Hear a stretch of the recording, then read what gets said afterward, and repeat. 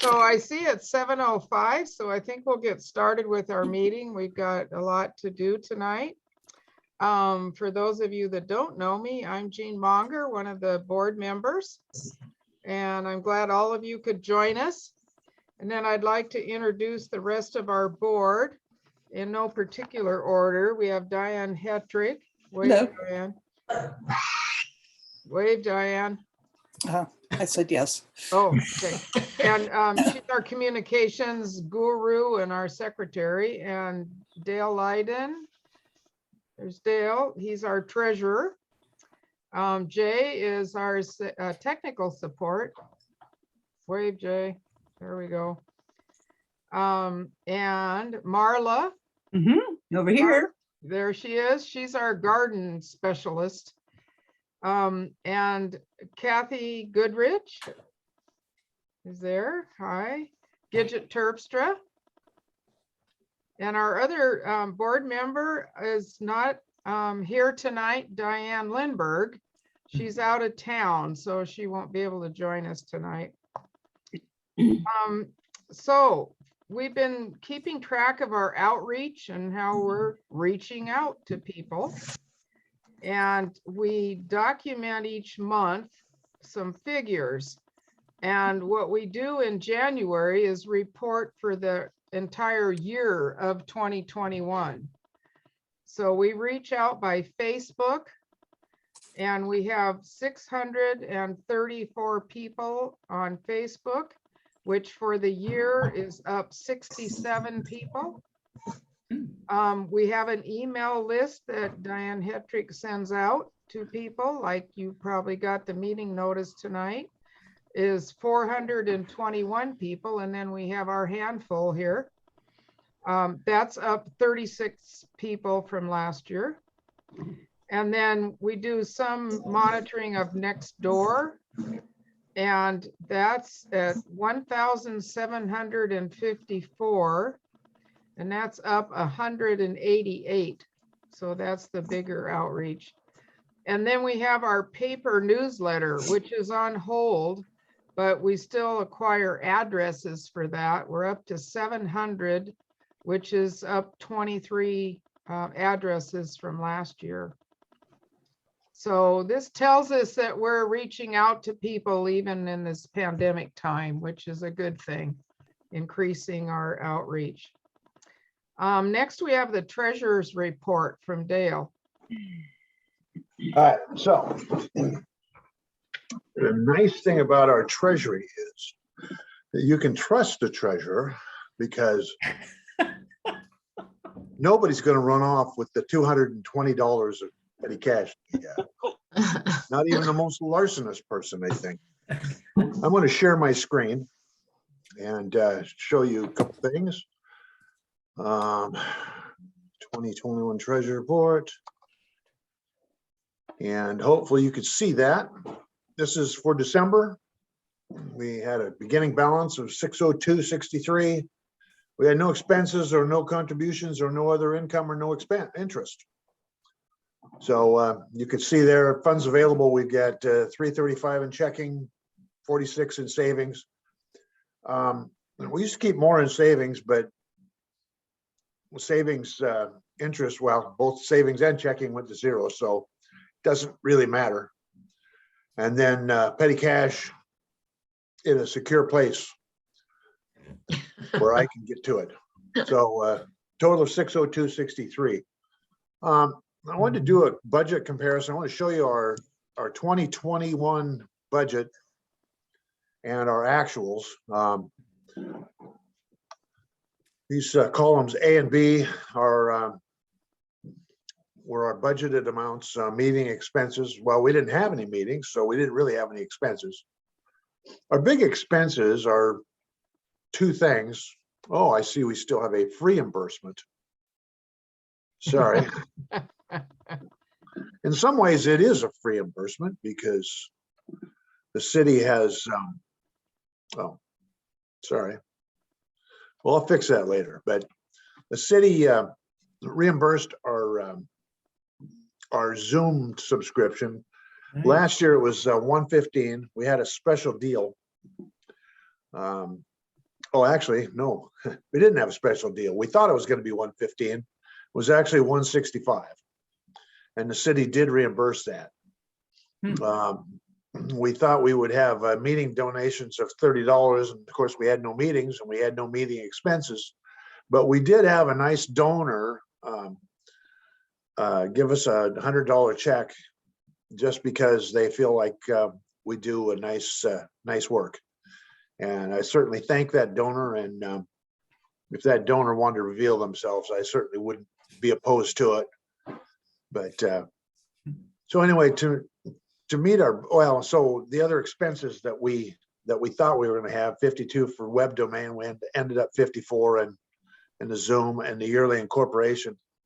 So we are an incorporated company, but we're but it's not a tax-free, but nobody's paying taxes on $678.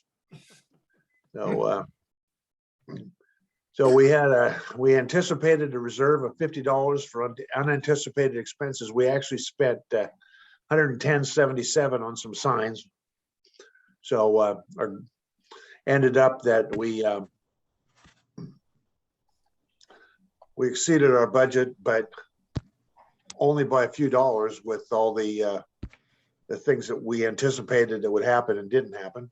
And so, as you can see at the bottom, our projected ending fund balance was $600.80, and we ended up $602.63. So I'm feeling like a financial genius. Yay. But I'm not. It's just an anomaly. Now, I'm also going to share my screen again to go to the 2022 Treasury Report. We have a budget for 2022 that's a very, again, very, very few. We anticipated miscellaneous income because, doggone it, one of these days we're coming out of this pandemic and we're actually going to have a meeting. So there we stuck our $20 meeting expense in there again, just in case. We got our yearly incorporation. This year, the web domain renewals, we renewed for 5 years. So the 5-year renewal for each, the .org and the .com, is $80. So every year we're going to budget $16 for each. So next year we'll budget 32 each, and finally in the final we'll end up with a total of 80 so that we can pay it. And then our Zoom renewal, we anticipate at 165 again. So special events, we anticipate there's going to be some kind of a special event. And after all, we are an organization that wants to do some kind of service, and then a reserve for unanticipated expenses. So $150 won't get you a long ways, but it'll get us somewhere if we can. So that's our budget. The board had not had agreed upon it, but had not formally passed the budget. So we will do that probably tonight after this meeting. But again, fund balance is 602.63. That's our beginning balance. So it's a negative budget, or it's a not a negative. It's an even budget. So we're not real sophisticated and we're not doing a lot. So our report here, I don't have an ending balance. Well, yes, I do, but I don't have a statement. Generally, the statements come out on the 24th, so it doesn't work real well for a meeting the third week of the month. But that's okay. That's a close approximation, and it's probably good enough for now. So I'm going to stop sharing, but anybody can ask any questions if they have them. And if you don't have them now, you can ask at the end of the meeting. I'd even stay over a minute or two, because I'm pretty sure that's about all the questions you'd have. That's great. Well, thank you for all your work on that, Dale. You're a wonderful treasurer for our organization. So thank you. So Thank you. can I ask? Yeah. Yes. You didn't budget for the picnic. Do you anticipate not having it this year, I guess? We anticipate not having it. Yeah. I think we've already heard from the city. I think that there's not, I don't know that they're going to sponsor things this summer again. Oh, okay. Yeah, Yeah. the picnic takes a lot of pre-planning. All Yeah, right. Picnic itself, I think there may be some smaller work parties that we put on at the same day. That would be Marla's department. But the work parties may happen, but the serving of food is at question, so. yeah. And you know what, if that were to happen, I mean, if something were to happen in 2 months and the city said, hey, we're opening back up, the pandemic is over. I think I heard that a Few couple months times. ago. Then But you know, if that happens, we can rebudget. We can revise the budget throughout the year. we can serve bags of chips. Yeah. So I was it's just curious what the number is usually, just to kind of get a comparison. it's usually about $400. Okay, Uh, so And you got this- enough money in the bank to do it then. Yeah, Yeah. the city has covered like Yeah. 95% of it, which is Yeah, and wonderful. Jane is really good about pinching pennies on that picnic. I mean, she is incredible. Thank you. You're Larry and welcome. Larry and have I to have add done a that- lot of meat slicing ourselves. And now the Thank- work parties, we don't really need to have any food or purchases for that.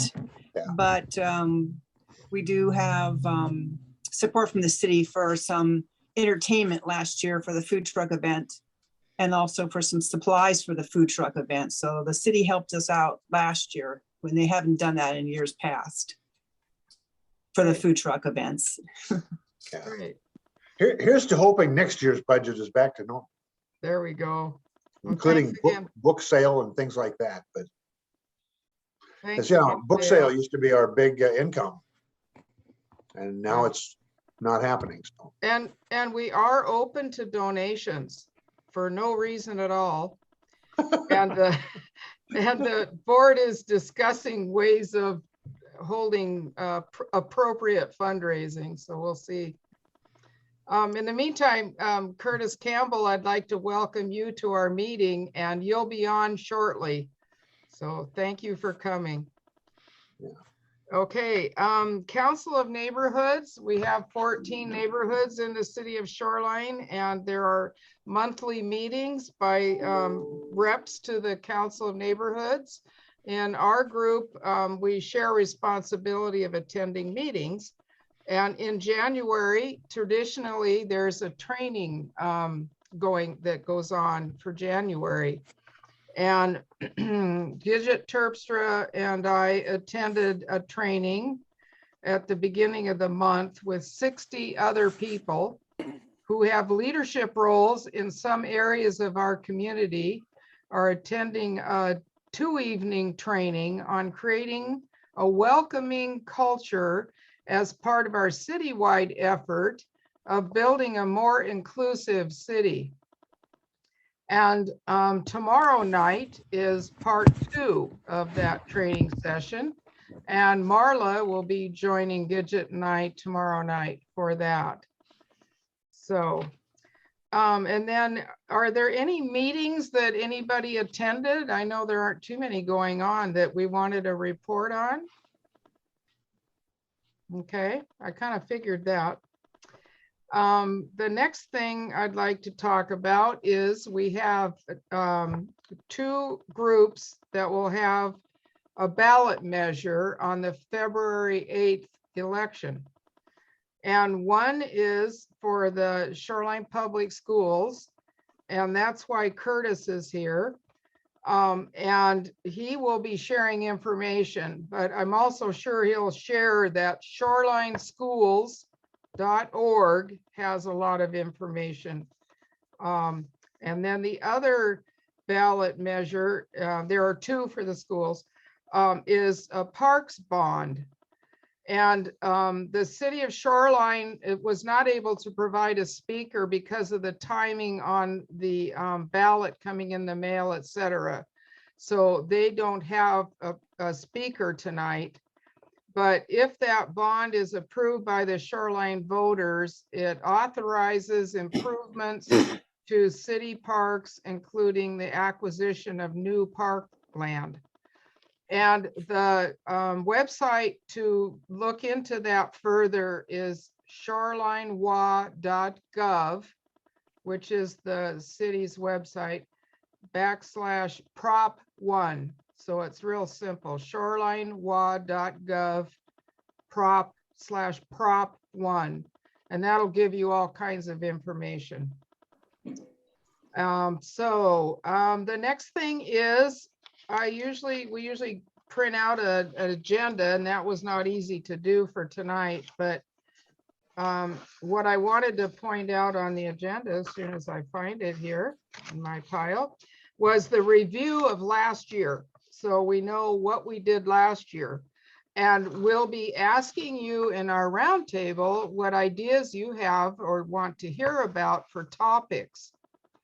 And so last year, we had our January meeting similar to tonight. And we had a multimodal corridor for 185th and transportation master plan. And we also had another update later on in the year about that. We had the health of Echo Lake, Rain Garden, Echo Lake Steward Report, which is our own Patrick Deegan, and a speaker for the Prop 1 Parks bond for the last time it was on the ballot. And then the Shoreline School Superintendent outgoing, Rebecca Miner, came to visit us. Sheltering the homeless, an economic development topic, and our city council candidates that were up for election last year actually came and talked to us. We had surface water. We had our 32nd legislative district delegation come and talk to us. We had 2 shoreline businesses come that are actually in our neighborhood, Sky Nursery and Dunn Lumber. And then we had the new school superintendent, Susanna Reyes. So those were our meeting topics. And we had some people did a national night out against crime at the beginning of August in a safe manner. We were able to have food trucks at Echo Lake Park. Marla coordinates that. And she also coordinated a Densmore Pathway work party to install new artwork. And the pathway's wonderful. If you haven't been there, it runs from Ashworth to Densmore on what would be North 188th Street. And that's a wonderful project that has come to be. So that was last year. Anybody have any questions about anything yet? No? Good. That's great. Okay, so we're right on schedule. And our speaker for tonight will be Curtis Campbell he's the representative for the Shoreline Public Schools. So you're on, Curtis. Thank you for coming. Thank you for having me. Just give me 1 second to share my screen. Sure. All right. Well, thank you for having me. I know that Dr. Reyes presented this information back in the middle of November, I believe, and depending on your concept of time during a pandemic, feels like kind of years ago. So I'm happy to be here to share a little refresher and help answer any questions that you may have. But just a caveat, as a school district representative on school district time, I'm only able to share factual information. I can't encourage people to vote one way or the other. So this presentation is just factual, but I'll also answer any questions you have to the best of my ability. Excuse me if I cough every once in a while. I'm getting over an illness, and so it's lingering a little bit. But I'm here to talk about 2 levy propositions that are the replacement of our expiring levies. And that is on the February 8th ballot, and ballots will be mailed. I believe they go in the mail, or King County Elections drops them in the mail tomorrow. So you should maybe see them this weekend or shortly thereafter. But the first thing we want to do is talk about what levy is. And we kind of talk about two different things. And I'll kind of go out of order on this slide and talk about bonds first, because bonds are not what we're doing with this one. But we do like, because they're basically two financial types of elections that schools have. One is a bond measures or levy measures. And bonds, as you may recall from a few years ago when we did a bond that rebuilt Parkwood Elementary, built the Edwin Pratt Early Learning Center, and rebuilt Kellogg and Einstein Middle Schools. You may have, so this may be somewhat familiar to you, but bonds are for building. We use kind of the alliteration that levies are for learning, bonds are for building, and bonds are strictly used for funding of school building and modernization projects. They're typically financed over a long period of time, typically 15 to 20 years. So you might think of that kind of like maybe a mortgage. And bond dollars, as I mentioned ago, can't be used for day-to-day support or expenses. They can only be used for those construction projects. Bonds in Washington do require a supermajority of a 60% plus one vote to pass, which we were very grateful to exceed when the last bond was up to finance those schools that I just talked about. But what I'm talking with you about today are levies, and levies are for learning, and levy funds offer funding and resources for classroom staffing and support. A lot of our student programs, it can be used for ongoing maintenance of facilities. So maybe not building or remodeling them, but maintenance and upkeep. So, paint or, cleaner or those sorts of things that help keep our buildings clean and modern and looking good. And we're going to talk about two levies today, and one of those supports technology. So levies can also be used for technology, student and staff technology, and technology support. And in Washington, levies require a simple majority. So that's 50% plus one vote. One of the difference between bonds or levies are bonds also require a validation number, so which is 40% of the previous general election. You have to have that many people vote and meet that 60% plus one threshold. With levies, there is no validation number, so it's just a simple majority of however many people vote. So just a little bit more about levies. Levies are a local property tax that funds those services and supports I mentioned earlier. In Shoreline schools, this equates to about 20% of our annual operating budget. And in addition to those areas that I mentioned earlier, and I'll get a little bit more specific in a couple slides, but basically funds curriculum, safety and security, technology, extracurricular activities and programs such as art, drama, music, athletics, professional development for our teaching staff, and a lot of other things. And so, as I mentioned, we have two levies on the ballot for February 8th that we're asking the community to consider. And these are replacing two expiring levies that were passed in 2018. And so we collect those through the end of this calendar year. And so these levies are truly replacement levies. It's not a new tax and it's not a tax increase, but they're to replace the current levies that expire at the end of the year. And as I mentioned before, ballots are due by February 8th. So I'm going to talk about Proposition 1 now, and that's the replacement of expiring levies for educational programs and operations. And this funds educational programs and operations that are not fully funded by the state. This includes special education, staffing, and instructional programs, our highly capable program, and academic support for students who are in need of catching up or intervention or acceleration if they're ahead of the curve. Also funds nurses, family advocates, librarians, and counselors. Just as a note here, for example, you may say, well, doesn't the state fund school nurses, which makes a lot of sense in today's day and age. But in Shoreline, using the state's prototypical funding model, we would be funded for one nurse for the entire district, and we have about 9,000 kids. In Shoreline, we have a history of having a nurse in each school, which has been invaluable in recent years. But that's just kind of the difference between the prototypical school funding model and what the levies also help fund. As I mentioned earlier, also helps with building maintenance, also helps fund our utilities, so our electrical, gas, water bills and such, and also transportation for students, so our bus services and those types of programs. And as I mentioned before, extracurricular activities such as music, drama, athletics, art, and then professional development for our teaching staff and support staff. Proposition 2 is the replacement of expiring capital levy for technology improvements and supports, and this is strictly for technology. So this includes student and staff computers and technology access, software, online subscriptions to various resources and learning programs that are used in the classrooms, and access to online classroom curriculum, our annual maintenance and licensing of hardware and software, equipment upgrades and replacement that occur over the years, and staffing and professional development and training related to instructional technology and use.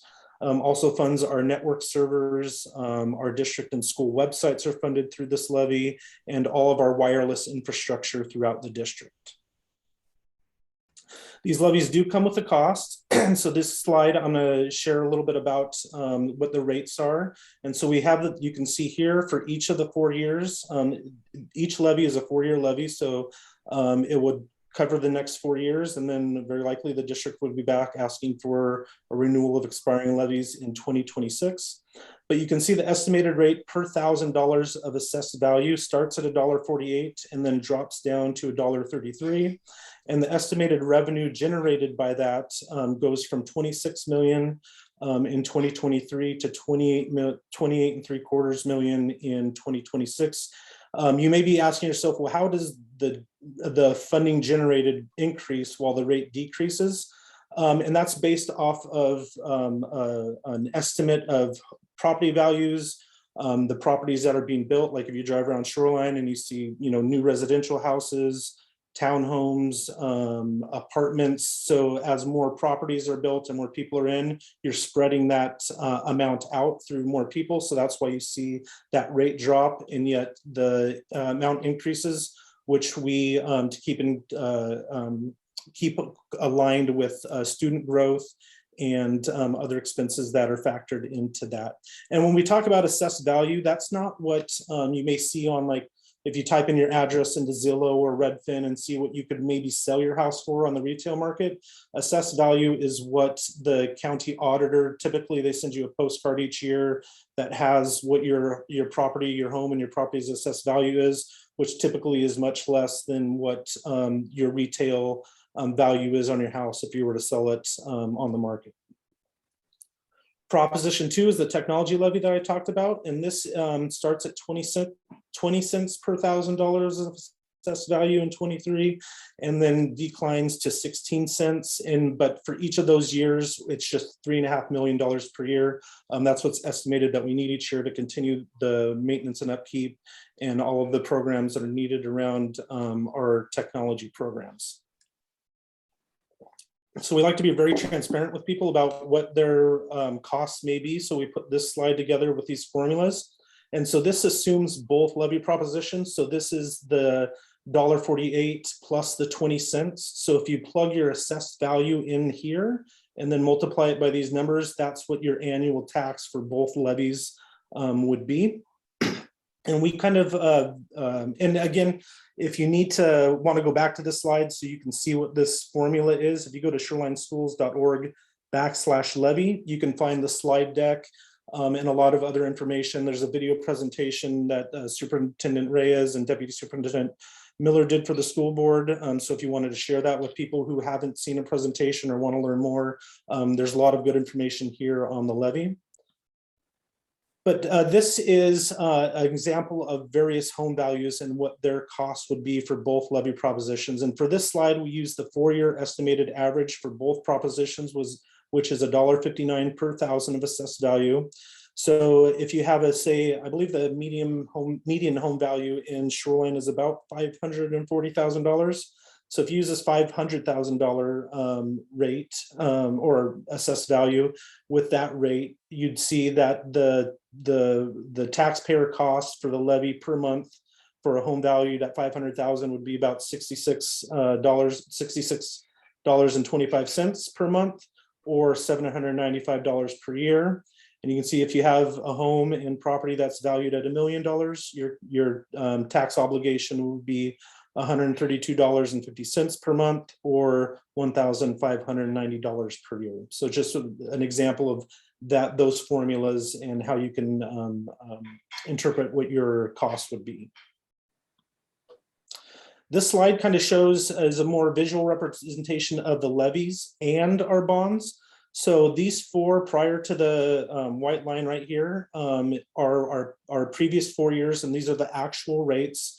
In the yellow are our bonds. The green is Proposition 2, which is the technology levy, and then the blue is the educational programs and operations levy.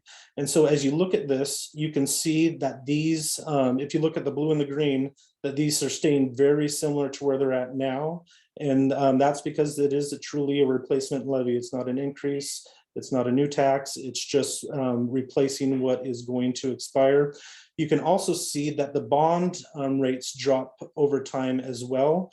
This dip right here between 2021 and 2022 was we refinanced the bonds and saved taxpayers about $20 million. And so that's why you see this big dip right here. And then you continue to see it go down as those bonds are being paid off over the years. So you can visually see kind of what your total school district tax burden is over the next 4 years. And you can see it is a nice little decline, which I'm sure lots of people are happy to see. And that takes us through the refresher, but I'd be happy to answer any questions you may have relating to the bond, or not the, excuse me, not the bond, the levies.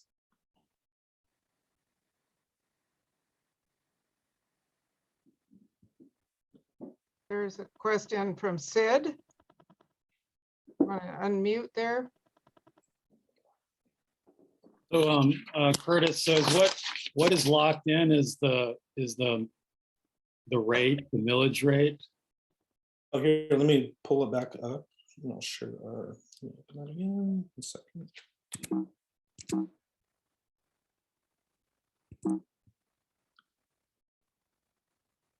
So you see my screen again? Yes. Yeah. Here. Oops. I gotta go back.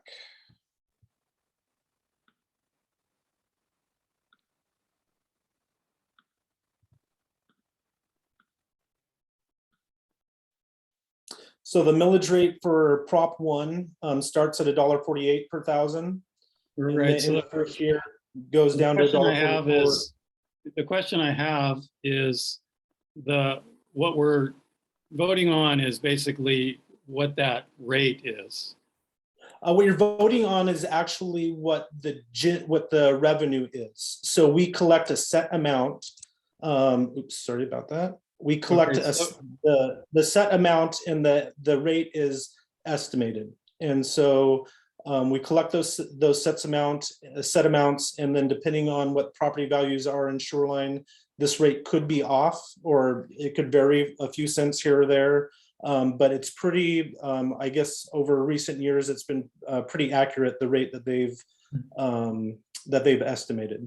Okay, well, that's instructive to me, so that for the 2023, what's locked in is 26 million. Yeah. And if our aggregate appraised value of property in Shoreline is different from what was projected, then that millage rate is going to change accordingly. Yeah, so if the aggregate value increased more than was estimated, you would see this rate drop. If home values decreased, you would see the rate increase. Right. Okay.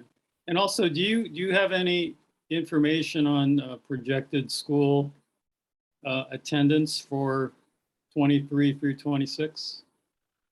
I don't, but I can look that up and maybe get it back to the neighborhood association to share.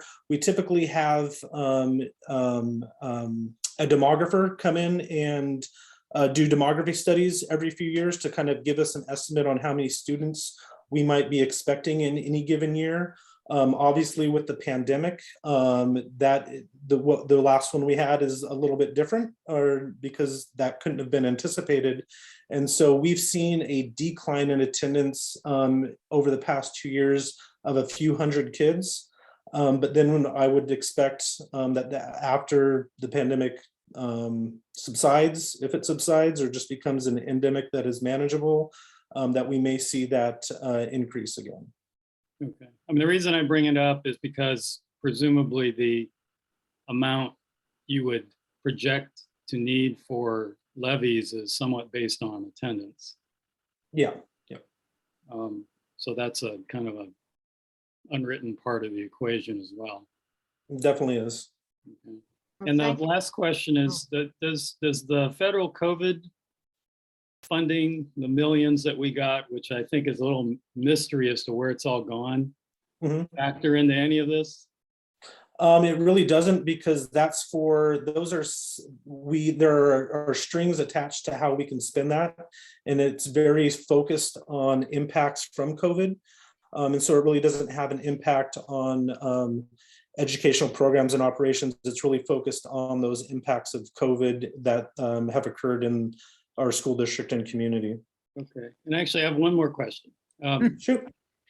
Does the technology levy have any aspects of it that speak to equity, student equity?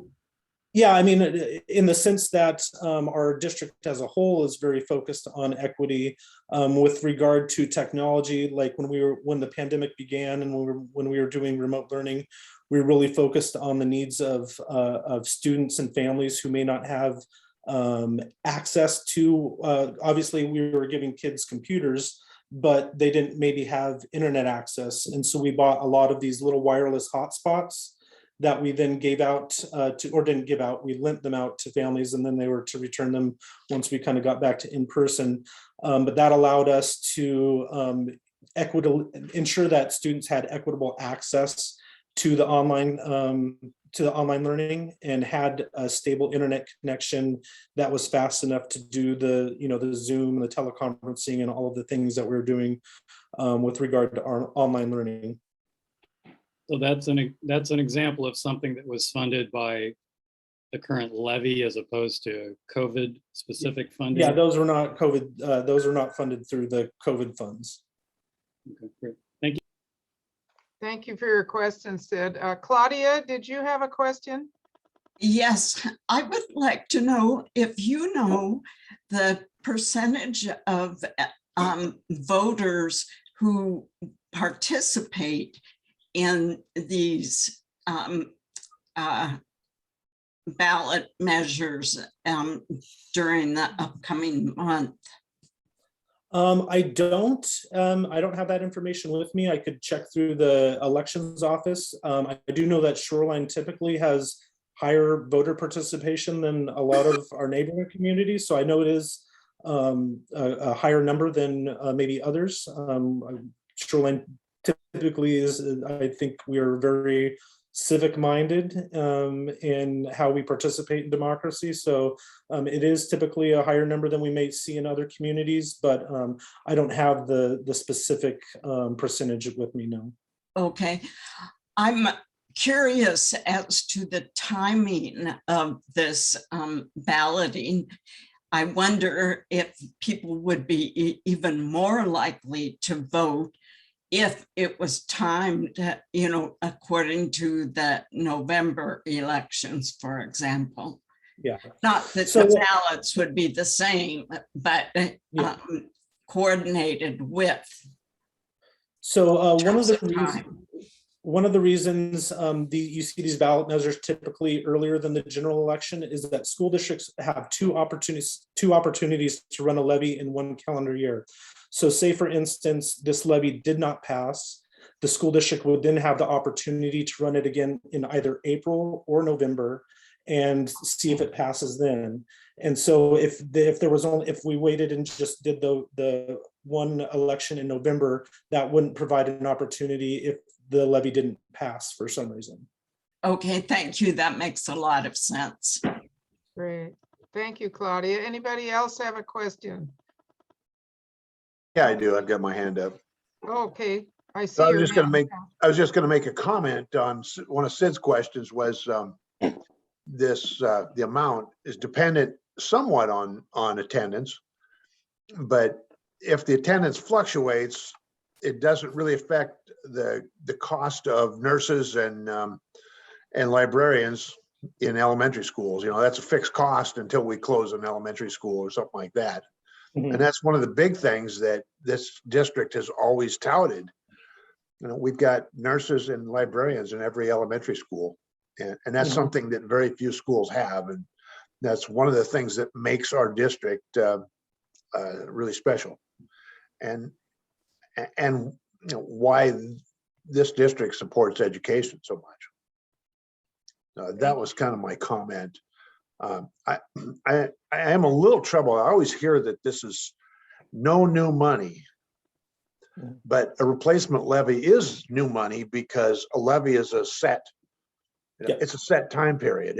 And that always, it disturbs me a little bit because it sounds, if you really understand it, it sounds a little disingenuous. And I know that it's not meant to be, but Oh, no, that's definitely a fair assessment. And so, yeah, because I mean, if the levy expired and then it would that would zero out. So yeah, then the technically services expire. thinking about it that way, yeah, it is. Yeah. Yeah. So yeah, and that it's always bothered me a little bit. But the fact is, without the replacement levy, these services that we think are so essential expire, and that's why it's so important. But it is new money, and that's No, that's good feedback and a good perspective. Yeah. yeah. So Thanks that's for my your, comment. thank you for your comments, Dale. And Wes, we have time for one more question or comment.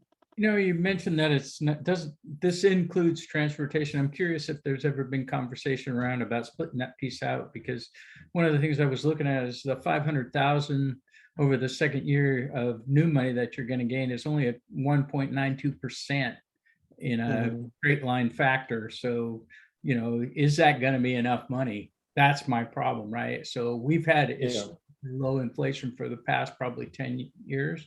Since the recession of 2008, but I don't see that continuing, and I'm kind of curious how you factor that in going forward. I know that you guys have some pretty smart math people up there doing these numbers, but what concerns me is when I look at the raw numbers, 26 to 26.5, that's not a big cushion in case we have 5 to 10% inflation like we did in the 80s. And I'm an old guy, I remember. Yeah.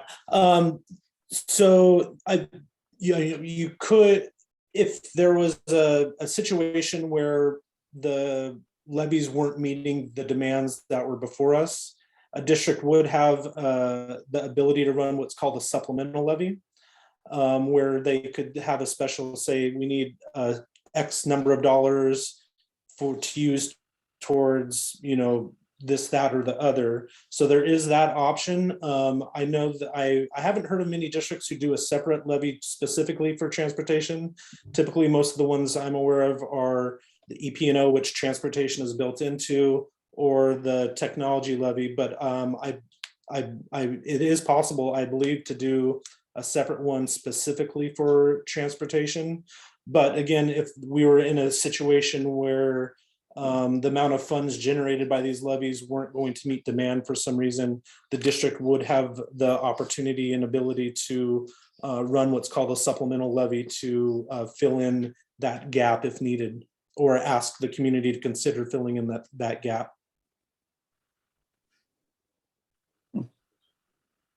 That's wonderful. Thank you so much, Curtis, for all the good information. We applaud you for taking time. Well, thank you. Very happy to join. Thank you for having me.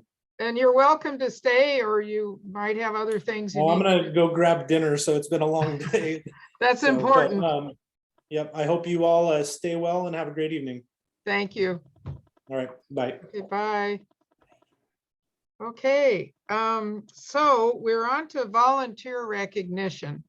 And normally we try to do something kind of fun for that, but under the circumstances, we just have a big thank you for all of you and for the board members that I've mentioned already. And also Pat Deegan, our Echo Lake steward, he spends hours monitoring the lake. And there's a number of little projects people do, some known, some unknown. And all of you are volunteering by taking time to attend our meeting tonight. So what I would say is, and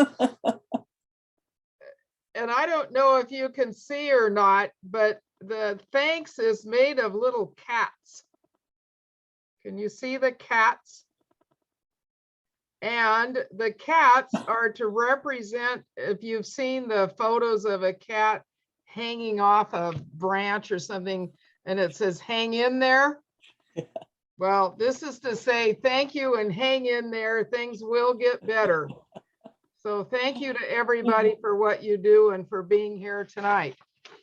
So that's our volunteer recognition.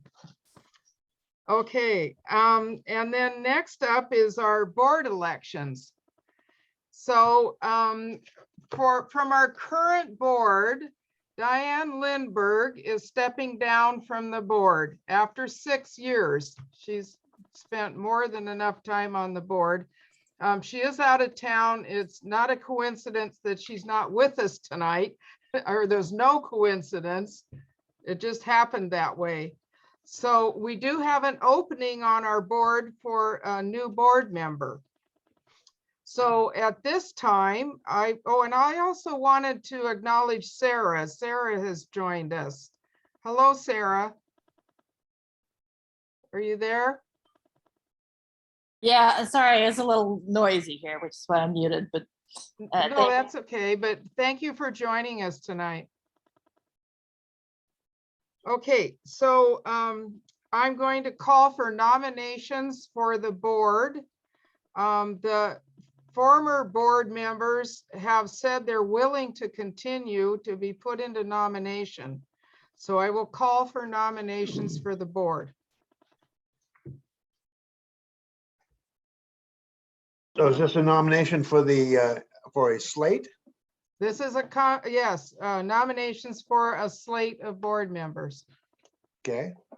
Does it include both the current board members and a new nominee? Yes, it can. Yes. So I will nominate the slate of current board members with the addition of Wes Brandon for Elna board. I'll second that.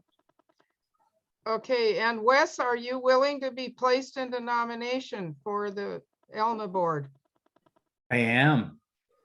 And the current board members, are you willing to serve again? Yeah. Yes. Yes. Okay, yes. I'm seeing yeses. That's Yes. good. Okay, so are there any other nominations? Are there any other nominations? Okay, seeing none, I am going to put forth the current board members, which is Jay and Gidget and Dale and Kathy and Diane Hetrick, Marla and myself, with the addition of Wes Brandon. And I will put that slate of people forward.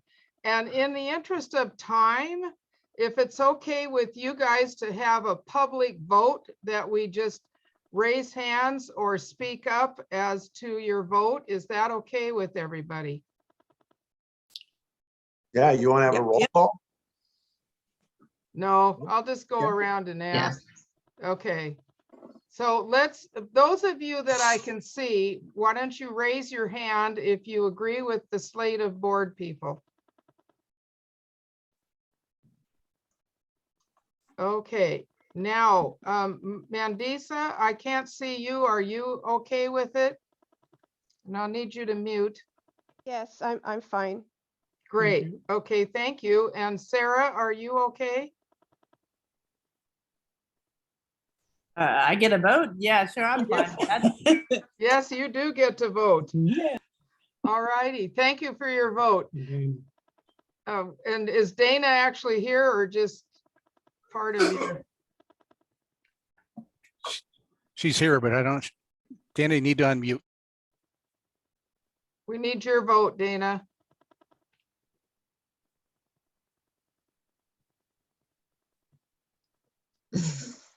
Lost her again.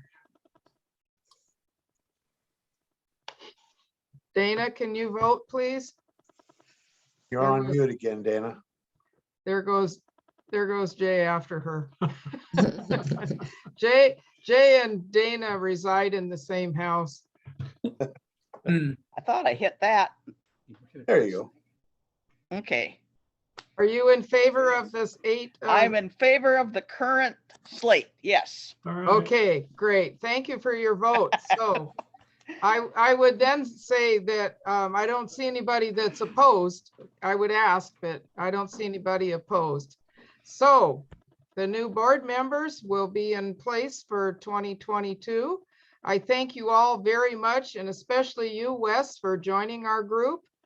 That's great.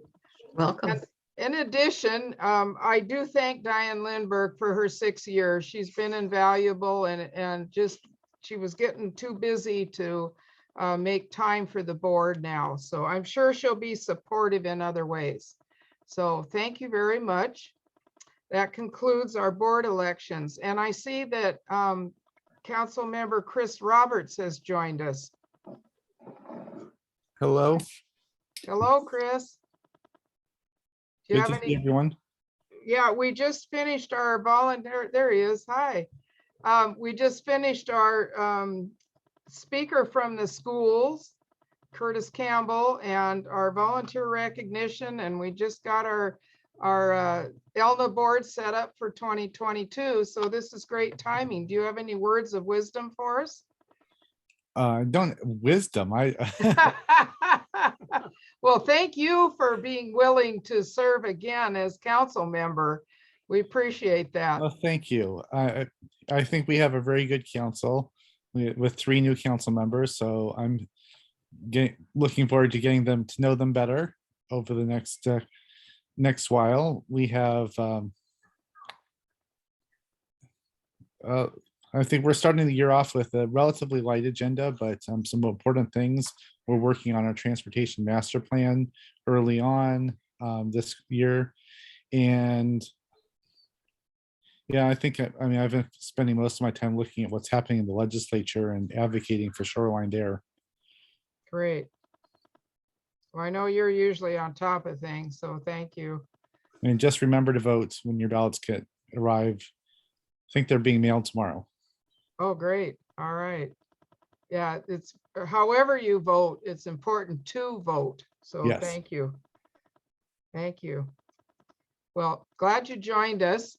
And we're just to our roundtable. And this is where we speak up and say whatever we'd like to say within reason. No politics, please. But what I'd like to do is start with the non-board members. So I will just call your name, and I have a few tips on what you can talk about. And if you don't want to share, you don't have to. You can just pass or say Happy New Year or whatever. So some of the ideas is the topics, which I mentioned before, what topics you would like to see ELNA cover, and how we spread the word to more neighbors. We've been struggling about this for a while on how do you approach people? They don't necessarily like things at their door or knocks on their door. And so how do we spread the word? And then if you may have concerns for your neighborhood or the city, and otherwise you can just share about where you live or your family. So this is real informal and open. So everybody's screen is different, but on my screen, I see Patrick Deegan and Claudia Meadows first. So Patrick, you always have something to say.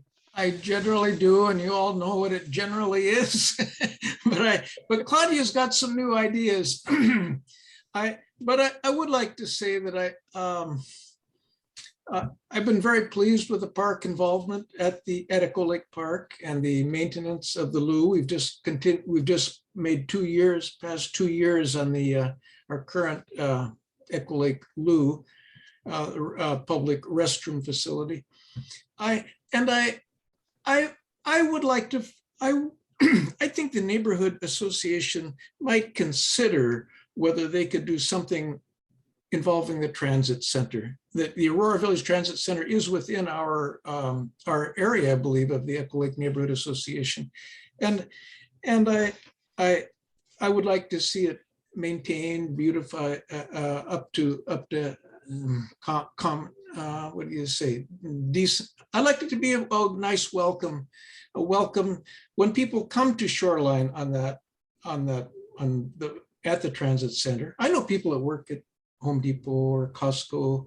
I know those in particular, but I'm sure many of the people working in the businesses around there get to Aurora Village through, get to work through the transit center. And I'd like to see it maintained better.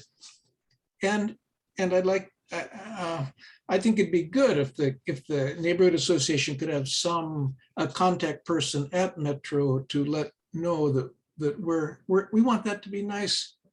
And it goes up and down, kind of like the park. You can clean it perfectly, and then somebody's going to dump the trash can, or somebody's going to go by and say, "Look at this mess." You know, that can happen. And I've seen significant periodic cleanings, but I think I would like to see the association have some involvement with someone at Metro who does maintenance, and eventually a restroom there, or 2 restrooms there. That's it. Thank That you. would be great. Okay, and we'll look into that as to what could happen and get back to you about And that. Claudia has a list. I have several ideas, and Okay. I would really like to second Pat's notion. I think we should think of the transit center as Echo Lake's transit center, and really take ownership in a figurative sense of that transit center. It is the welcoming place to Echo Lake. It is a major gateway to Echo Lake neighborhood. And so I think it is particularly pertinent that our neighborhood association take a very active role in the maintenance of the transit center. Another thing, okay, so that's one thing. Another thing is that in terms of interesting people, attracting people to the Echo Lake Neighborhood Association, I think if the people in our neighborhood see things that the Echo Lake Neighborhood Association is actually accomplishing, then they will be much more inclined to participate and to join. And in particular, I have the idea, and I've mentioned to Diane several times, that on our cul-de-sac, we have double telephone poles. And we were told when those telephone poles were put in, the new higher ones, we were told the lower ones would be removed. Seattle City Lights says it is not their responsibility to remove the lower poles. I believe the lower poles are now carrying Comcast wires, and the Comcast wires are quite low, and they are quite annoying to the neighbors. So it would be a major boon to the Echo Lake Neighborhood Association if we could say the Echo Lake Neighborhood Association played some role in actually having those second telephone poles removed. And I do understand it is not on the private property of the homeowners, but since we have no sidewalks and grass goes right to the street, people feel like it's in their front yard. Okay, so that is one example of things that I think Echo Lake Neighborhood Association might take an active role in. The next is in the Shoreline Area News, I was very pleased and excited to see how Hillwood Neighborhood Association has had the youth art projects and has devised a walking path as a result of that art projects. And I was wondering if anybody else in the Echo Lake Neighborhood Association thought that was also a good idea and a possibility that we might do in the Echo Lake neighborhood. Is that your last point? I have a comment about that, unless Okay. that's not your last one. Well, I would also like to see a better pedestrian pathway in Aurora Village. I also know that's private property and Echo Lake does not have, direct purview over it. However, I wonder if the Echo Lake Neighborhood Association could once again try to make pedestrian access more favorable. And I also wondered if the Echo Lake schools have been asked if there are things that the Echo Lake Neighborhood Association could do to help the schools or the school districts or the school students. So I think that, well, I actually have one more, and that is there's not a sidewalk between Echo Lake School and 192nd. The other day when I was walking along in the street, there were cars parked one after another on both sides of the street. And there were actually children walking in the street. There is not a sidewalk that goes from the Echo Lake property along Wallingford Avenue North. And I think that's my last one for the tonight. So you're talking about a sidewalk on 192nd. Actually, I'm talking about. I meant Wallingford, on Wallingford. Wallingford, Okay. yes, Wallingford Avenue North. There is a sidewalk. From 195th to 192nd. Yeah, but there is a sidewalk that goes along the school property. But at the end of the school property, the sidewalk ends. Yes. Okay, I know what you're speaking of, and I know what you're speaking of at Aurora Village. It's like the pathway to nowhere. Yeah. You go by the strip mall there walking south, and then all of a sudden there's nothing. Yeah. So, Can I make a comment, Jean? yes. Hey, Claudia, thanks for that input. We sure appreciate it. I'm taking notes. Well, you were my person to talk to about the youth art. That's Okay. what I was gonna.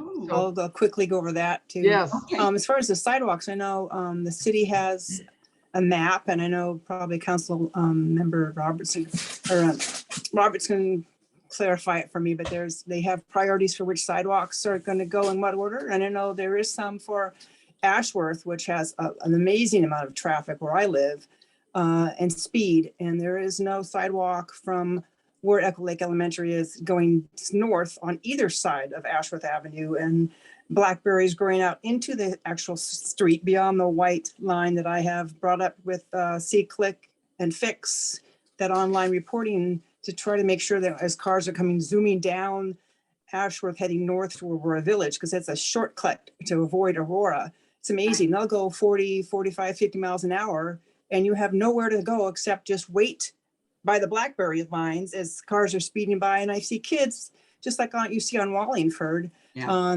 But I know Ashworth is on the list to have something done on one side of the street. I think over on the west side of the street. Yeah, we just keep mentioning it like you are, and we'll pass that on again. But there is plans because they're going through a list. It's a long list. Yeah, I believe and that, Dennis believe Terpstra Dennis was on was. the sidewalk committee of establishing those sidewalks. So we'll network with Dennis also. And I see that Chris Roberts is asking for emails to be sent to him and regarding about the sidewalks. Can I Yes. respond to the, oh, go ahead. So yeah, there is a prioritized list of projects that the city is working through to build sidewalks. When a few years ago, when the voters passed the additional funds for sidewalks, the additional sales tax for sidewalks, a half dozen streets will get sidewalks. And I think that the Echo Lake, you saw the first project from that last year. I think this year we're working on sidewalk near Richmond Beach Saltwater Park. But every year we do adopt, as a council, we do adopt our 6-year capital improvement program. In that vote and also in the budget vote, every year for the last several years, I've been advocating for sidewalks, just like on Wallingford near Echo Lake, but also on Wallingford near Parkwood, and also 200th by Cascade K8. These are all streets that have schools on them that do not have a complete sidewalk. And so I've been advocating for the council to add those streets to our capital improvement plan so we can get those complete sidewalks done. Thank you. Yeah, sidewalks are very expensive. People Yeah. don't realize it, but concrete sidewalks are yeah. I work for another community that builds quite a few sidewalks, and a $2.5 million sidewalk project will get about 2 blocks of sidewalk. So, you know, that, can I also address the utility poles? You know, Yes. for all of my career, almost 35 years, I've been dealing with this. The utility poles have, not only do they have the power on them, they also have various communications. Some places up to 4 or 5 different communications wires, and different companies. And the requirement through the Utilities Commission is that the last utility to transfer off of the pole has to cut the pole and remove it. And I have dealt with this for sometimes as many as 4 years or more, trying to get these stupid little stubs taken out. And so the poles are in the right of way under a franchise agreement. The city owns the franchise agreement. And so someone at the city of Shoreline is the franchise agreement manager for those poles. And so we need to find out who that is and send them emails requesting that they put some pressure on the utility. There's some franchise agreements have more teeth than others.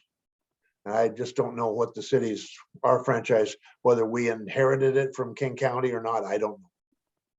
But that's how that works. And that's why it takes a million years sometimes to get the second pole taken out. Chris, is that a public works department, do you think, or Yes. planning, or? Yes, somebody in a right-of-way group. Okay, I can do a little digging and find out. thank you, Dale. So, Marla, and I was gonna have you address the youth art part. Yeah, back to that. Claudia, you mentioned the school kids and art. I've got one idea in my mind that I haven't really even discussed with anybody on the board yet. But also we have connected with Echo Lake Elementary principal before COVID to do a possible project at Desmore Pathway as part of that watershed trail that we started a couple of years ago. And we have a kind of an ugly chain link fencing that's part of that pathway. And it's right near where we have the artwork installed that's supposed to represent salmon going up the stream. And he was Principal Lohman was very excited about that pre-COVID. But it's at the time now we're trying to give him a little bit of time to get settled back into the school year. And they have a liaison. I think he's still there with the Shore Lake Arts Council that works with neighbors and artists, bring people together to go do projects with the school district. And what Principal Bowman told me a little over 2 years ago was that the school was looking to do something for the community. So I thought, wow, bingo, that's like exactly what we're looking for. So I'm hoping to connect with them. I would go through Shore Lake Arts Council, the Shoreline and Lake Forest Park Arts Council first, and their staff to find out just what's going on with the schools. You know, I don't want to bring up anything too complicated and trying to make it as simple as possible and time it well so that they can choose a group of students of an age with teacher that has that already on their program possibly. So it's exciting to hear you speaking those words, Claudia and Pat, but multiply that times the number of people that we can say that are across the community that are looking for something like that. So it'd be wonderful. Give you a feeling of being part of a family. And it would also give a great boost to the shoreline walking program. Mm-hmm.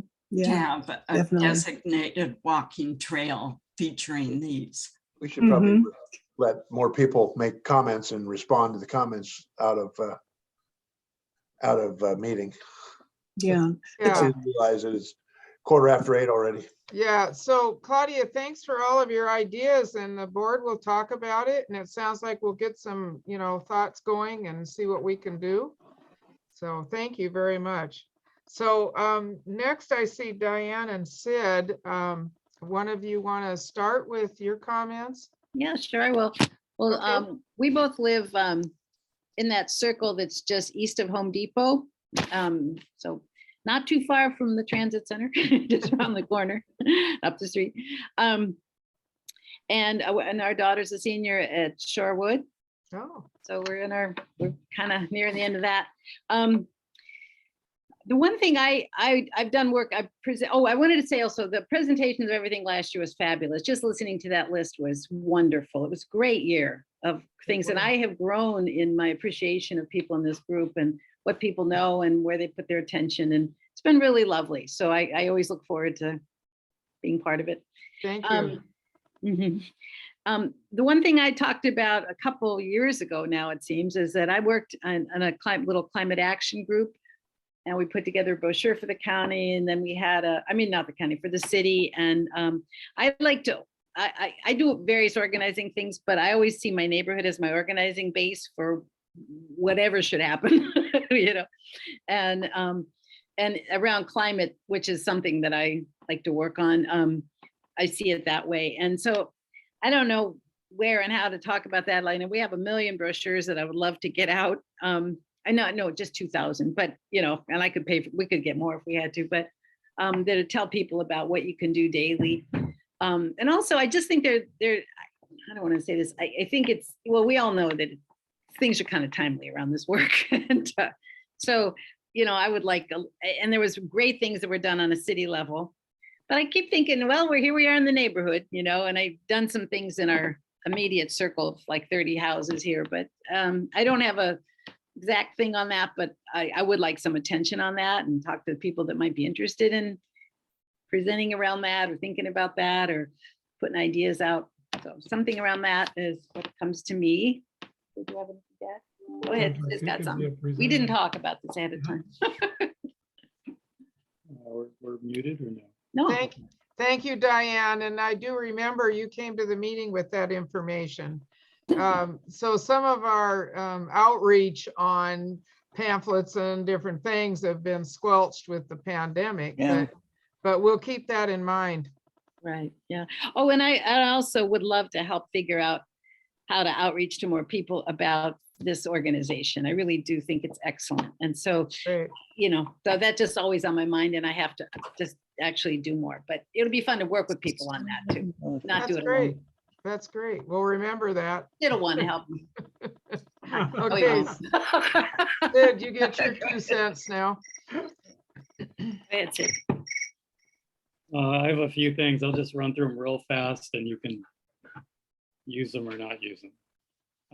I'll add my name to the list of people that would like to focus on the transit center. One little piece to that area, I would like to know more about the driveway entrance to Costco right there and why it's got such a hard corner to it that really makes it hard for cars to get in and out. I'm not sure who's in charge of the sidewalk design right there for the entry. Kind of a small topic, but I think there's a number of places that are like that. And what I heard was they want people to slow down. So they make it so you can hardly make the turn. That applies up at Gateway Plaza too. It's, I don't know, I feel like it's self-defeating, when you've got buses, you've got all that traffic in there and it really, I'm not a fan of it. So I don't know whether that's just a small topic to be added to a larger topic that the group may have. It sounds like Aurora Village needs to hear from Echo Lake neighborhood. Yeah, I don't know whether the city has jurisdiction over the sidewalk there. I don't know, why it's designed that way. Okay. Is that the one at the light or not at the light? It's the one that you turn into to get to the entry of the gas station. Okay, so it's the one west of the light of the signal. Okay. It's in between the Aurora light and the other light. Yeah, no light at that driveway. That Yeah. sidewalk would be in the public right of way. Yeah, I didn't necessarily see it as an Aurora Village issue. But I don't claim to know about jurisdiction. Okay. The other thing in that area is I call it the no man's land on the backside of Home Depot. I would love to know what the heck is going on there. Some of the runoff comes down that side, and I guess there's some plastic pipe in there, drain pipe, and it drains into the east side of our neighborhood. And I've had a few neighbors kind of wonder who the heck has jurisdiction over that or who owns it. So there's a little bit of mystery there. And there's people that transit through there who are, I don't know what their intentions are or whether they're just finding a shortcut. And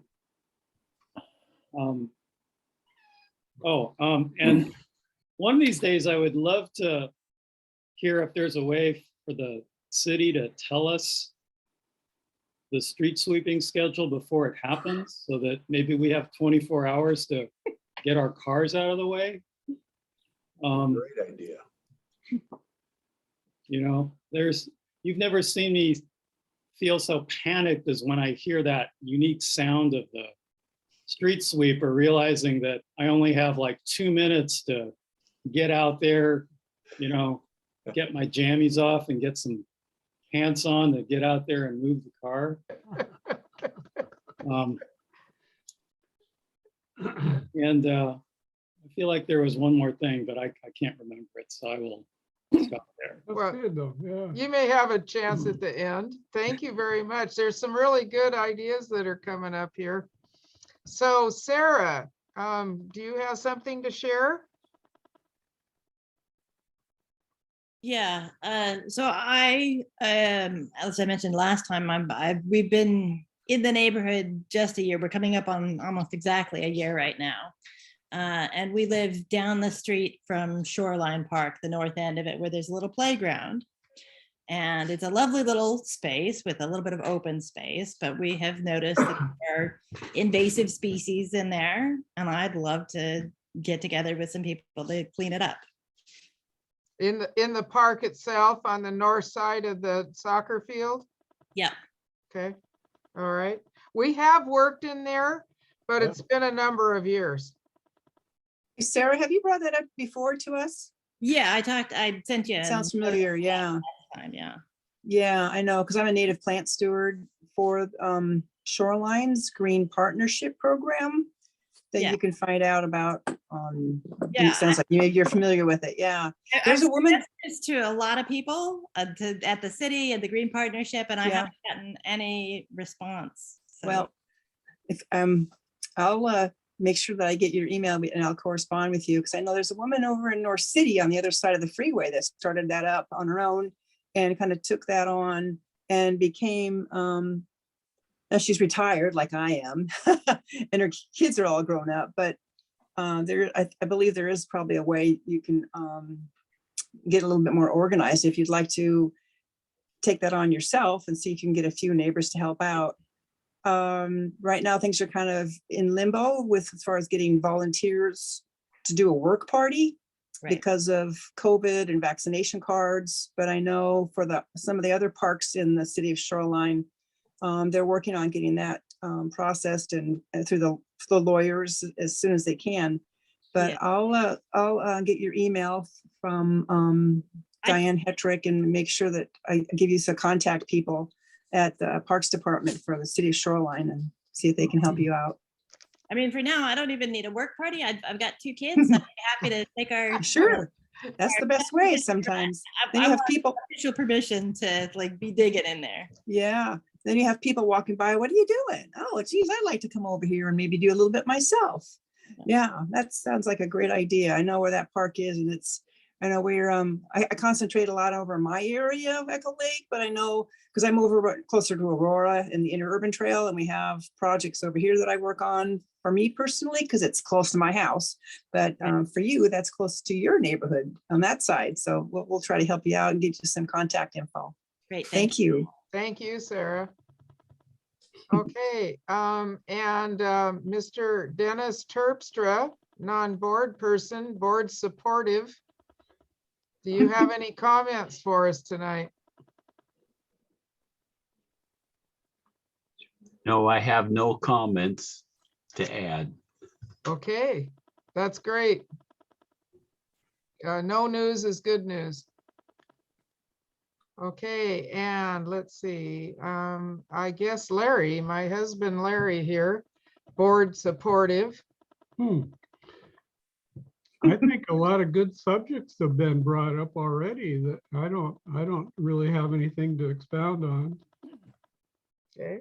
Welcome to Wes to the board. Okay. And I was going to be after Wes as our newbie on the board to see what you had to say. Yeah, I like the sidewalk discussion because I do a lot of walking from my house. And, you know, I actually remember years ago when they decided to move the sidewalks on 205th across and back and forth. So you had to walk a lot farther. So it keeps you in better shape. But one of the things I've noticed, and this is going to be a continued problem for a number of years, and I'm glad Councilman Roberts is here because maybe he has the answer to this, is blocking off sidewalks for construction projects. So is there a limit to the amount of time a project can keep the sidewalk blocked? So there's a 5-unit complex, I think it is, on 185th, and I can't remember the exact address, but Dale knows where it is. And that sidewalk's probably been blocked off for the better part of 9 months now. And if we were thinking about transportation modes, we would never allow a street to be blocked off for that amount of time. So why are we allowing sidewalks to be blocked off? It creates a problem for pedestrians where you have to cross the street, go down the street and cross back over the street. And we want to encourage people to walk, right? So we want to make it as easy as possible. And we have some people who are advancing on in years, and we want to make them feel comfortable walking down the street without having to go down to an extra quarter mile or a half a mile. And I'm a younger person, I can do that, but I just think it's an inconvenience that we don't need to have. And I really think the city should think about ways to change that policy to make pedestrians equal with cars. If it's important for us to slow down the environmental change and get out and be more healthy, then we need to encourage people to walk. And I do want to say, I've noticed a ton more people using the trail on 195th, I think it is. That's, it's amazing the amount of traffic that's come through there after they built it. I was really skeptical how much King County spent, almost $1 million on that little piece of trail, but it's amazing. It really is. So my thoughts would be to see if there are some ways to get the city to understand that pedestrians are just as important as cars, and our access is just more important than cars, because with a car, you can step on the accelerator, go from 0 to 60 in 5 seconds. If I'm walking, it's going to take me 20 to 30 minutes to go a mile. And we need to understand that in the conceptual ideas of how people work, how do we make it more accessible? And that's just all I'm going to say about that. But I'd appreciate it if we could look at that, because the city issues those permits.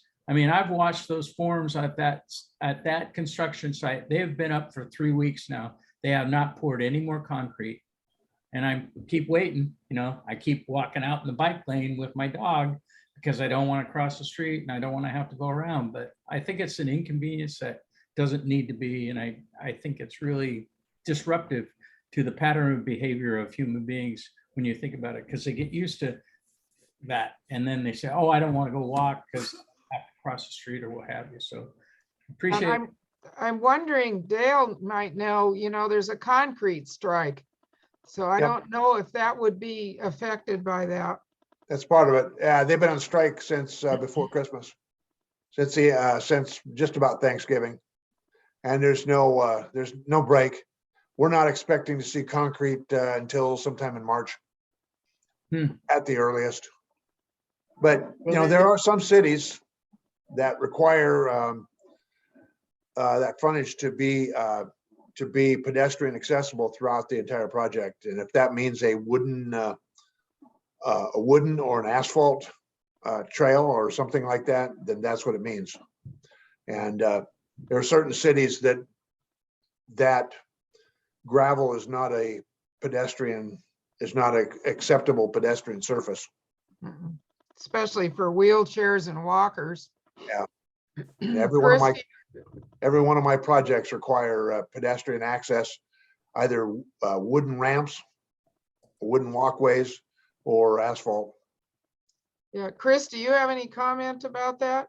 I don't. I would suggest that Wes and others send a comment to us, send a question to the city and figure out what our policies are. I don't have the information offhand. Yeah, planning might be able to help with that. That's a good point, Wes. Because walkers are important. Well, that's that same right-of-way issue. It's and I'm just sending an email to Tricia Youngke asking who manages those franchise agreements. So. Oh, great. Okay. So, Jay, you're next on here for your comments. I think I'll pass for a moment. Okay. All right. Gidget Terpstra.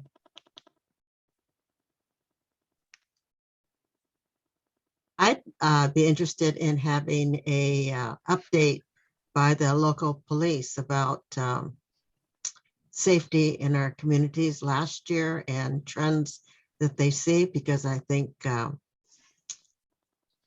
have been a few problems in our community, and I'd be interested in getting a report. And that's a good timing, because I just read, I think it was from the city, about funding for radar, the de-escalation program. So that would be good timing for that too. And we have an in with the police chief, so. Thank you for that idea, Gidget. You do know that our chief is leaving us. No. Oh, no. He got promoted, so. Oh, no. So he's going to help the entire King County community, not. Just Shoreline. Oh, man. You know, I was thinking about him the other day, thinking, oh, gee, we've had him, because I saw pictures way back, you know, how long we've had him. Oh, no. Yeah, No, I just got a compliment from somebody who works for the state of Washington with mental health, complimenting Shoreline Police Department as having one of the best response, not timing, but just the way that they handle the responses of all the police departments that she's worked in Western Washington for handling homeless and the mental health issues. And I thought, yeah, Chief Ledford. Yeah. Do you- And Do you know yeah, how, I got, oh, go ahead. well, Go ahead. I wish him well. Do you know how soon that might happen? Looking at the email I just got, this was sent on the 13th of December, that Sean was selected by the sheriff to serve as the Patrol and Operations Division Chief for the Sheriff Office. Shoreline's going to be going through a process to have an interim police chief for what I anticipate will be the next 6 or 7 months. Wow. Oh, boy. So maybe our police topic will get put on hold for a little bit. Or maybe we get him before he leaves. Well, I think our Oh, that's captain, or our captain will come and talk. One of our Ryan? Ryan One of our Abbott? captains, the sort of next in line will come. Next in line. Right. Okay, well, you heard it from Chris. Hot off the press. When Diane Hetrick doesn't know. Yeah. I have no brains left. I'm just thinking that that's the big disadvantage of being a contract police department, is that they keep transferring our people away from us. Anyway, yeah, that's what happened to the last one, whose name I have now forgotten. He promised me he would never leave. He would retire from Shoreline, and then he got promoted and left. So. Yeah, but other cities do the same thing, you know, chiefs leave all the time. Yep. Pat Deegan, I've got a question for you. Yeah, yes. When Sid was talking about the property, do you know what he's talking about? Do you guys live on the same cul-de-sac? I was curious if he actually means the pavement part of the Home Depot or over the fence in the wooded ditch there where the creek runs. Yeah. Is Wes still here? I wasn't sure exactly where he was talking about. If he meant the paved part or the And Sid is still here. So Sid, It's over the fence. okay. Yeah, where the creek is. on the east side of Home Depot. That belongs to the city. Yeah, there's a stream there. Let me take a quick look at IMAP. Yeah, look at Yeah, the I map. did. There's a stream there. You wouldn't know it. It's Echo Lake Creek, and it runs from Echo Lake through your neighborhood, under Ballinger to Lake Ballinger, and on out to Lake Washington. So yeah, and when I had Pat graciously took photos of that area for me, and it was amazing how much garbage was down there. Obviously people had been camping and nobody knew to clean it up. Okay, yeah, that's something I think worth looking into. Thank you. Okay, thank you, Gidget. All righty, let's see here. Dale's busy. I'll come back to Dale. Kathy, did you have something to share? No, she's passing. All right. Let's see. Diane Hetrick, I guess you're on. I'm fine with what everybody else has. That's a big list to work on. Okay, all righty, thank you. Marla. Probably just connecting with people here where I live so close to townhomes. And I find that probably the best way to do that is not really going door to door, but just being out, like Wes said, being out walking, because there's a lot of people that don't use 185th for various reasons, because it's unsafe, it's loud. So I know the transportation department, I can't think of her name, when she was with us about a year ago. Nora, thank you. I got like Zoom ahead, too many meetings. she said they're always looking for spaces that might become a little social trails, that might become a little bit more official if they could, if they're in right of way areas like we did with, like the group did before I was on the board for Densmore Pathway. So if you see any areas that are like that, that may be spaces that are public somewhat, that you might be able to get permission to use. I know the planners were at the city Shoreline, were trying to find areas where we can have more movement of people, pedestrians, bicyclists, to get around those areas that are more for the buses and heavier traffic. So if any of you think of anything like that, you see those, it might be something we can suggest to either us or just pass that on to the city of Shoreline. And I know whenever I'm out and about over by at the pathway, that like 195th gets used a lot by people. And I've talked to numerous people about going over to our message board and grabbing a shot of the QR code to pick up our Facebook page. So that keeps people connected in so many different ways. And I think we'll learn more about that maybe we can share next month when we go to the Council of Neighborhoods meetings tomorrow night, because we're going to be doing more about learning how to connect with people. That's special all the time, but especially from now, whether it's school kids that are at home, maybe with a grandparent that doesn't speak English very well, trying to learn, connected with the community to find out how ways they can help them, on and on. Great, thank you. Now, have I missed anybody? Oh, Dale, I didn't. No, I pretty much know who to call when I have an issue. We have a lot of expertise on our board, so we appreciate all that and willing to share. So I guess I'm it, and I don't have a lot new to share. I share the same concerns. Aurora Village with that pedestrian situation drives me nuts when you're walking and all of a sudden there's nothing. And construction is great and they tear up the roads, and then sometimes the patching of it is not always that great. But just north of 185th and Meridian, there's a beautiful patch job there. We kind of talked to the contractor somehow, some way, and it got improved greatly. 155th is a pattern of potholes, and that road is really east-west on 155th.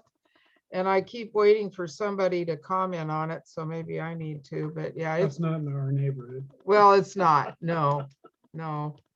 But generally, I'm real pleased with things, and I thank you guys for all your comments. They're great ideas. And so now that we've each had a chance, Chris, did you have anything more you wanted to share? I'll just say that, I mean, please use C-Click to report potholes, regardless of what neighborhood you're in. If you're driving, please drive safely, but yeah, you report the potholes you see on C-Click. And it's Christina Arcady who's in charge of managing franchise agreements. Oh, okay.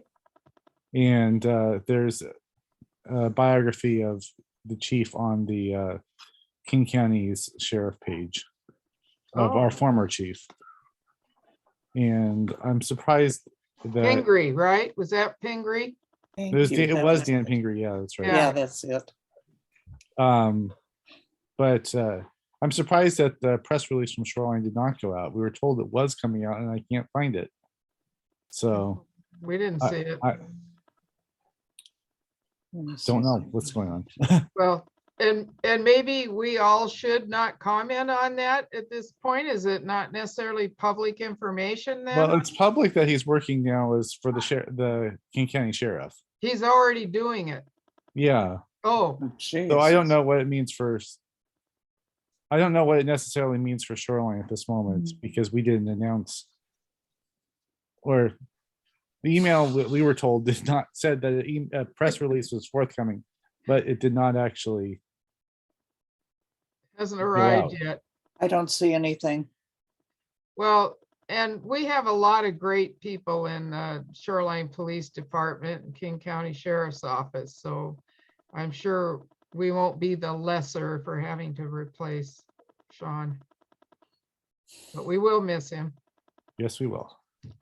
Well, thank you again so much for being here, Chris. We didn't want to put you on the spot tonight, but it's always great to have your insight. Always good to be here. Always Great. good to listen to everyone. Great. So now we're down to anybody can raise their hand or shout and say what they need to say. Diane, Lynn, Lovebach. Sid wanted to say one more thing. Oh, sure. Go ahead. Sure, we got enough time. You said your list wasn't long enough, so I thought I'd add one more thing to it. So Diane and I had participated in some of the environmental Zoom calls that the city had. And there was one we had where we spent some time talking about how complicated it can be to try to think about how to improve your house to be arguably more electric, since it sounds like the simple way of talking about becoming more environmentally conscious is to think about going electric. And we talked back then about maybe figuring out a way to get people who have tried to figure this out already to help share that information with other homeowners or people in Shoreline that might be trying to figure this out.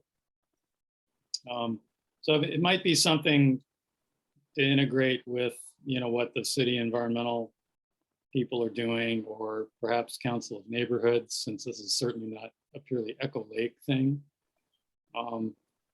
But it's actually pretty complicated, and it's actually pretty challenging to figure out on your own if you're incentivized to try to figure it out. But he did. Yeah, we've figured out a lot of did. it here. That's why I can say it's not easy. Is this like to go from natural gas to electric? Is that what you're speaking Yeah, of? right. Yeah, it's like heat pumps, heat pump water heater, insulation, solar panels, that kind of stuff. The general challenge is that contractors aren't necessarily the best source of information, because they want to sell you something, which may or may not be what you really should be looking for.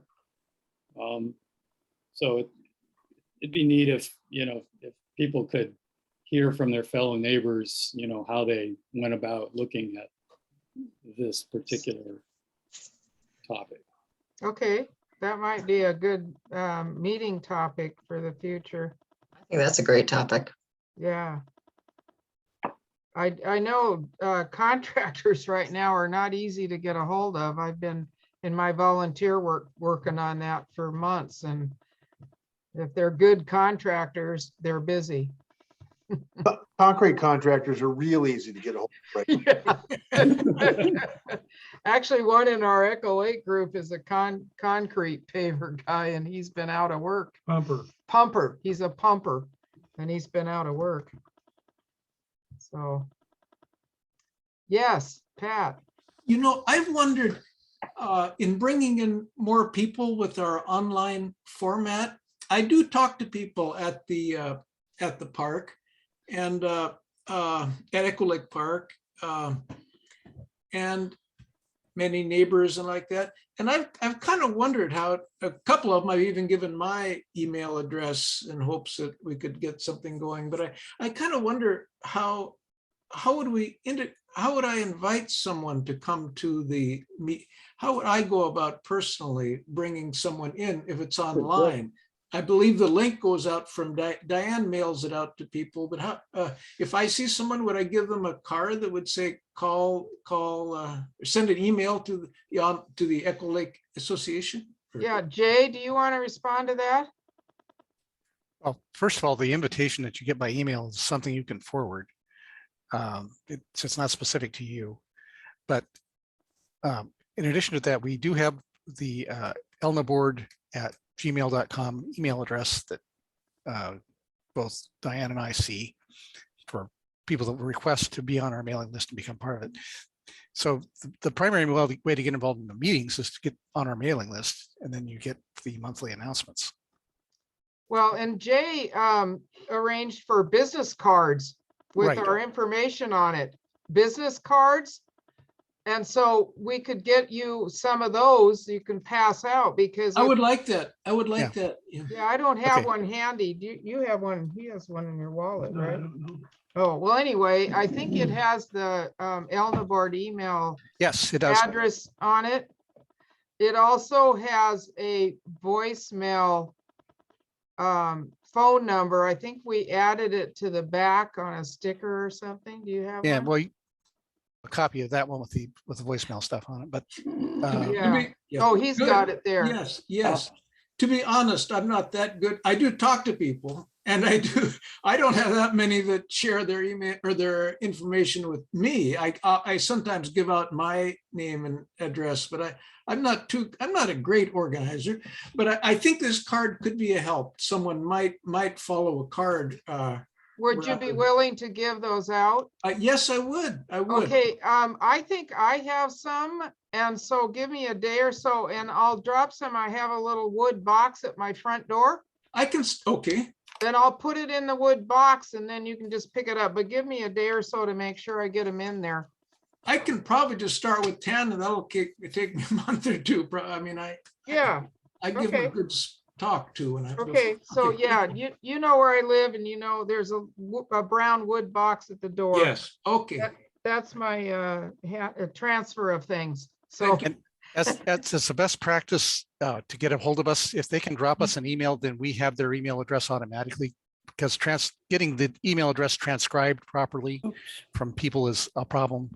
So if they send us an email, we can add it to our addresses quite easily, as opposed to trying to write it down and make sure we don't get anything clobbered in the in transcription. that has the Elna Board email on it, right? The business card. Yes, it does. Yeah. So I'll leave some of those for you. Okay, that'd be great. Yeah, I don't want any handwritten emails. When we collect emails at the picnic, people write them down on a sign-in sheet, and half of them will be bad. To read. Just invariably, half of them will be bad. And some of it's handwriting, and some of it is that people just don't know their own email addresses. So it's so frustrating. And then I think they're sitting out there wondering how come we never got back to them. So I want people to email me something. So, and you are really the one that needs our business cards. Yeah, I'm you definitely are. not getting out much, so. No, me neither. I have a comment to make Yes, for Marla. Sid about the climate change. I don't know if you were aware of what the city of Shoreline has to offer for that, for the community. You can get on a mailing list with one of their environmental educators. Then we got switched to a different department. He's with Constance now with community services, as is Cameron Reed. Is Oh, that yeah, we name know something? Cameron. You know Cameron, perfect. And you know about they just have put a group together about a year ago, I guess, of climate action, citizen action committee. I guess they're working on the, as community members. Yeah, they are. Do you know about that one, Diane? Yeah, Oh, I good. know what they're doing. Yeah. But Good. this is just a little bit different. What he was saying was to just offer to meet with people and talk to people and, Sure. they do Yeah. great stuff. I mean, he's done great presentations and I know they're working on the plan for the city and all that, but it's not the personal. It's not the. Yeah. So you'd like you a know. meetup group you'd like to put together. Kinda. Because of all the people time we go driving around and like, or our friends are all like putting in new water heaters, when yours goes and then, and there's no thought there, they Well, just scat, nobody Yeah. takes the time to think what that means. It's the difference between generally saying you should reduce your fossil fuel use, to what does that actually mean? Yeah, Um, I put something up in the chat. You might easy to see, talk I about went through what- a sustainable building advisor program a couple of years ago. And I know that it's the biggest issue is money. Usually people want to buy what's affordable. And a lot of those things are still kind of expensive. So if you look on our chat, you still see a website for, that's a national website that people can look up their incentives. It's called, I always want to say Desire, but it should be in the chat box up there, Yeah, I the see link it. for it. And you can reach out to a lot of people and say, hey, if you're going to get that, why don't you get this one? Because you're going to get $250 back on that one. And a lot of times I've had friends that have had homeowners association dues and fees for having windows replaced in all of their units, and the contractor didn't tell them about that, but they ended up getting back thousands of dollars in rebates that the contractor either wasn't aware of or somehow claimed themselves, even though the homeowners are the ones that paid for it. So that seems to be always the way is to say, hey, you can save a few bucks if you do it this way. Or actually, you can save a lot of money, either through the utilities or through the governments, whether you're going to want to put solar in, buy an electric car. There's a lot of incentive for that right now going on in our state. So, yeah. The idea is that as generally as homeowners, because the homeowners are going to be the ones that are making various investments, that you make these choices to replace pieces of your house that basically lock you into a decision for the next 20 years, or 10 years or something like that. And so whenever I hear somebody in the neighborhood replacing a gas furnace with another gas furnace, or replacing an electric water heater with another electric water heater, or another gas water heater with another gas water heater, I kind of wince and go, man, I wish they would know what their options are, so that when they have to replace it, they don't just go with the flow and just replace exactly what they have, because that's what the contractor is going to do. Because then you basically lost that person for that item for the next 10 to 20 years. Yeah. So the idea is to try to get some information out there so that when that day comes when you have to make a decision like that, you'll go, well, maybe I won't do that. Maybe I'll change it to something else, something that's a little more. Well, we can try to look into, well, we will look into getting someone to come on our future meetings, hopefully this spring, because I'm thinking of the solar program that we had here in Shoreline, oh gosh, 8 years ago, where there was a contractors chosen, and you gotta. I would highly suggest you look at people that have actually done it. Contractors tell you give you a certain angle that oftentimes is way too simplistic. It's not, if you haven't been in the trenches on these things, you in some respects, you don't know what you're talking about. Yeah, have to be really careful when you're installing those things. That's for sure. The good contractor. Yeah, we can look and find out through the city and some of the other. We've had Home Depot come and talk to us about. I always advocate affordability and things to purchase from them. I always advocate talking to the engineers. Yeah. Because they're not trying to sell you a product. There you go. He is an engineer. But you're right. It's hard to get. It's hard. Maybe we just need to have you come to the meeting and. That's kind of, I think that's a good idea. Speaker. I don't know anything about that. I mean, and there are people in the community. There are people in the community that I think are probably very well versed on this kind of thing and can speak from the trenches about what they learned. Do you know who they are? That information, I will say emphatically. We could help find. I will say emphatically, that kind of information does not come from Home Depot. It does not come from the contractor. And I would say it does not come from the city, because that's not. Some contractors. So it sounds My like husband was a contractor for a 5-star built green home a couple of years ago, and he definitely researched a lot of it. He wasn't in it for making money, though. He was in it to do a good job, and that's. He might want to help too. Yeah. It sounds like something we should talk to you about, Sid, another time. And talk with the board about it. So that would be great. Well, I see it's thank you. It's 8:59 according to my computer. So we would be, if we close here, we would be ending the meeting on time. Oh, Dale, you got half a minute.